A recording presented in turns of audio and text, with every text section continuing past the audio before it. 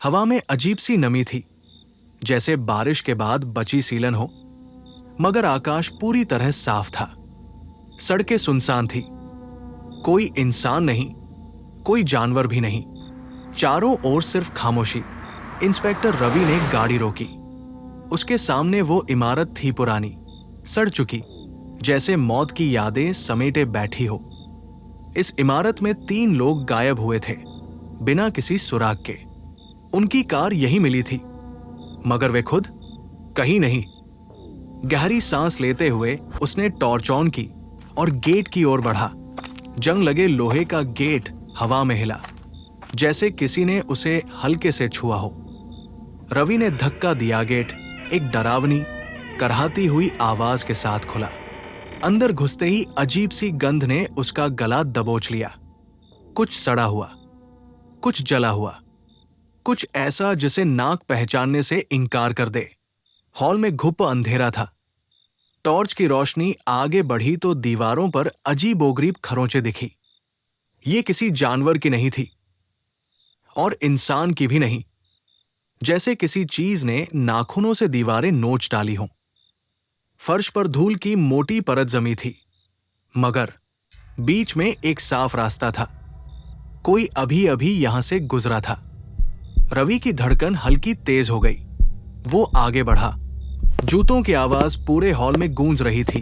खट खट खट। तभी कहीं दूर से कुछ गिरने की आवाज आई। धड़ाम। रवि ठिठक गया। उसने टॉर्च घुमाई, मगर कुछ नहीं दिखा। हवा अचानक ठंडी हो गई, इतनी ठंडी कि उसके हाथ सुन्न होने लगे।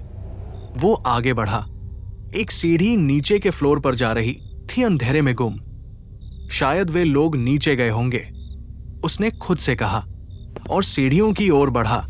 हर कदम के साथ अंधेरा और गाढ़ा होता गया। नीचे उतरते ही उसने टॉर्च घुमाई, और जो देखा उसका खून जम गया। फर्श पर पानी फैला था। नहीं, ये पानी नहीं था, गाढ़ा, चिपचिपा, लाल खून।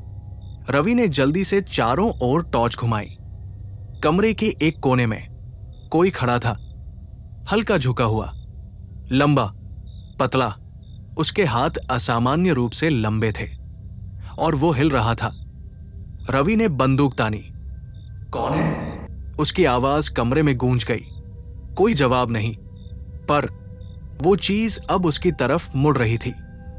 धीरे धीरे, असहज रूप से उसकी गर्दन घूमती गई 180 डिग्री तक, और उसकी आंखें पूरी काली थी, गड्ढों की तरह, शून्य की तरह।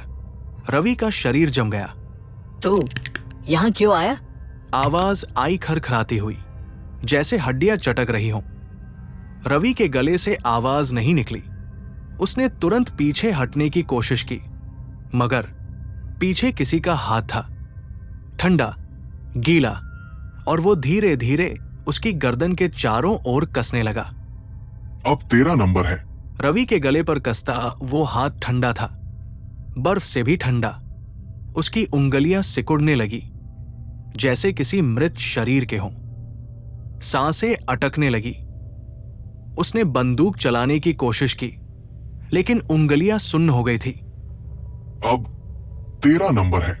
ये आवाज कहीं बाहर से नहीं आई थी, ये सीधे उसके दिमाग में गूंज रही थी। वो झटके से पलटा, लेकिन पीछे कोई नहीं था, पर हाथ का एहसास अभी भी था।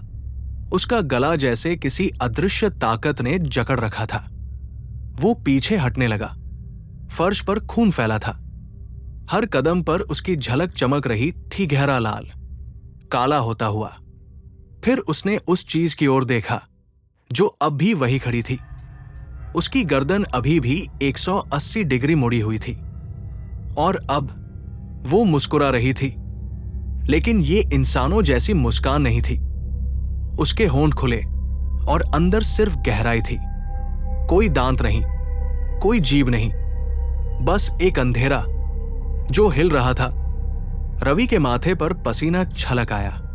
उसे भागना था अभी, लेकिन जैसे ही उसने पहला कदम पीछे रखा, कमरे के सारे दरवाजे एक साथ बंद हो गए। धड़ाम। कमरे में सिर्फ उसकी सांसों की आवाज थी और दूर से किसी के नाखून खरोंचने की आवाज। खर खर खर। रवि का दिल जोर से धड़कने लगा। उसने टॉर्च घुमाई। कमरे की दीवारें अब वैसी नहीं थी।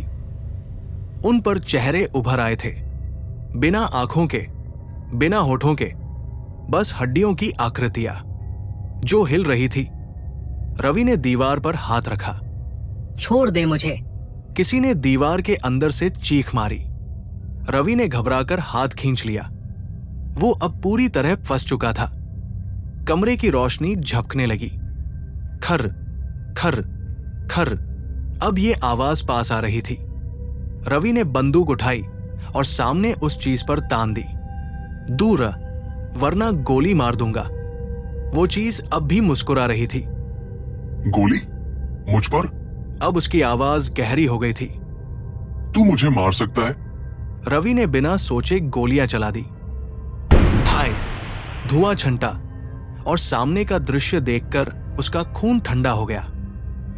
गोली लगी ही नहीं। वो चीज अब भी वही थी, लेकिन अब अकेली नहीं थी। अब वहां 3 और खड़े थे। उनकी आंखें भी पूरी काली थी। उनकी गर्दनें भी मुड़ी हुई थी। और वे वही 3 लोग थे जो गायब हुए थे। रवि की आंखें चौड़ी हो गई। तू हमें ढूंढने आया था ना? उनमें से एक आगे बढ़ा। अब तू भी यही रहेगा। रवि को लगा उसका दिमाग फट जाएगा। वो पलटा और दरवाजे की ओर भागा। धड़ाम। कुछ बहुत तेजी से उसके सामने आया। रवि का शरीर हवा में उछला और दीवार से टकराया। हड्डियों के चटकने की आवाज आई। उसकी टॉर्च दूर जाकर गिरी। अब सिर्फ अंधेरा था, एकदम गहरा, जैसे उसने किसी और ही दुनिया में कदम रख दिया हो। रवि ने खड़े होने की कोशिश की, मगर उसकी टांग काम नहीं कर रही थी। तभी उसे लगा कोई उसके कान के बहुत पास है, कोई इतना पास कि उसकी ठंडी सांसें रवि की गर्दन पर महसूस हो रही थी। अब तेरी बारी है। रवि का शरीर सुन पड़ गया और फिर अंधेरे ने उसे निगल लिया।